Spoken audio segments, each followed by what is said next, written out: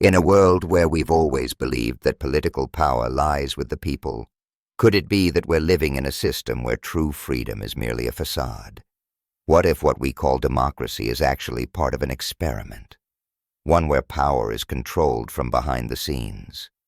The story of Donald Trump from his campaign to his presidency is not just a political event. It could be the test case for a new kind of controlled democracy, where power still resides with the people but is actually manipulated by unseen forces. In 2016, when Donald Trump announced his presidential run, few believed he could create such a storm in American politics. His rise wasn't just a milestone in an election. It marked the beginning of an unprecedented experiment in modern political history. While most experts believed Trump had no chance of winning, his supporters believed he was the only one capable of breaking the mold of defying the political establishment. But what if Trump wasn't just an unexpected candidate, but a part of an experiment in a controlled democracy?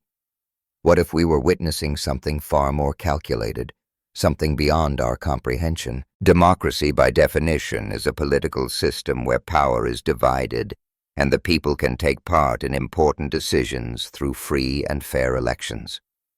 However, a controlled democracy does not eliminate elections.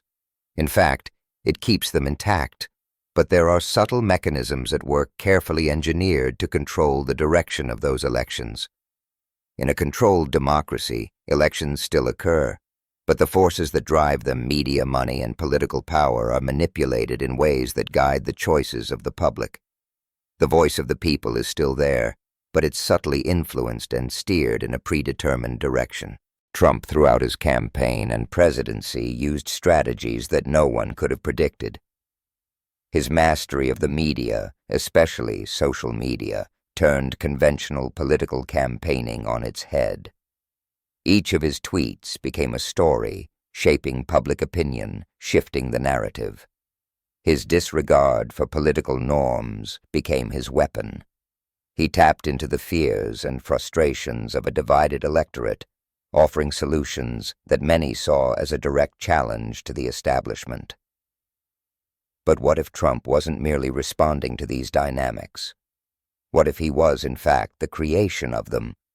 What if his rise wasn't just a reaction to public frustration, but a carefully orchestrated response to the very fractures in the system? In a controlled democracy, the media plays a pivotal role. It's not just a tool for information, but for shaping perception. Trump's ability to manipulate the media was extraordinary, bending it to his will. His supporters didn't just believe in him because of his promises. They believed in him because they saw him as a figure challenging the hidden forces controlling the political system. But could it be that Trump wasn't just a rebel, but part of a larger plan to test whether a democracy could be manipulated without being immediately recognized as such? Could he be the first experiment in a new kind of political system, one where elections are still held, but the results are subtly guided by forces behind the scenes? The media in a controlled democracy doesn't simply report events. It shapes them. Every election, every political debate can be orchestrated to elicit specific reactions. Public opinion is not truly independent, but is instead guided by carefully constructed narratives. With Trump, these narratives were amplified. His statements were headlines. His controversial remarks were dissected, and the political discourse was driven by his every move. And behind the media's role, another force was at play: money. In a system where elections are supposedly decided by the people, corporate interests and lobbyists still have an undeniable impact. Under Trump, the wealthiest Americans and corporations found an ally in the White House, but they weren't just supporting him, they were shaping the policies that governed the nation. The system wasn't about representing the people, it was about serving the interests of the powerful. What would happen, though, if this model became the new norm? If Trump's presidency wasn't a fluke, but the beginning of a long-term shift in how politics worked? What if we were witnessing the first steps toward a new form of government, one that resembled democracy on the surface, but was fundamentally controlled by a few powerful actors? As the public is divided, as chaos and conflict are amplified, control becomes easier to maintain. In a controlled democracy, chaos is a tool, division is a tactic, and ultimately, control is the goal. The January 6th Capitol riot was one such moment when the system was pushed to its breaking point. But what if it wasn't just a failure of democracy? What if it was part of the design of a controlled system?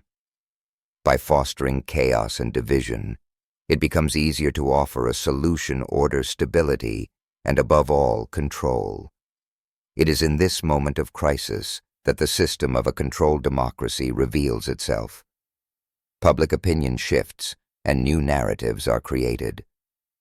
What was once seen as a threat to democracy is now framed as a necessary step to restore order, all while still operating within the system of elections and political engagement. So, what would happen next? As the system continues to consolidate power behind the scenes, the consequences of a controlled democracy would become clear. The media, instead of reporting the news, would become an instrument of persuasion. The public, thinking they have a voice, would be gently nudged in specific directions. Elections, while still held, would no longer be the true determinant of policy. The people would still choose, but the choices would be subtly influenced. The powerful would continue to hold the reins, shaping the outcomes they desire. If the controlled democracy model took root, we would see the gradual erosion of genuine democratic freedoms. While elections might still take place, they would become increasingly ceremonial, the outcomes preordained. The power of the people would diminish, replaced by a system that looks democratic on the surface, but is controlled in practice. Politicians would no longer represent the will of the people, but would serve the interests of those behind the scenes: media moguls, corporations, and lobbyists. This is the potential danger of a controlled democracy. It isn't about the collapse of democracy itself, but the distortion of it. It isn't about dictatorship. It's about the subtle manipulation of the system we think we understand.